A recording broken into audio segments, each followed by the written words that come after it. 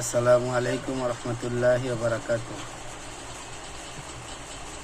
আজকে দেখলাম বাংলাদেশের এক বড় দল, যাদেরকে এখনো মানুষ বড় দল হিসেবে বলে জানে, তারা এরকম তাদের এক নেতা বক্তৃতা দিতেছে যে আওয়ামী লীগ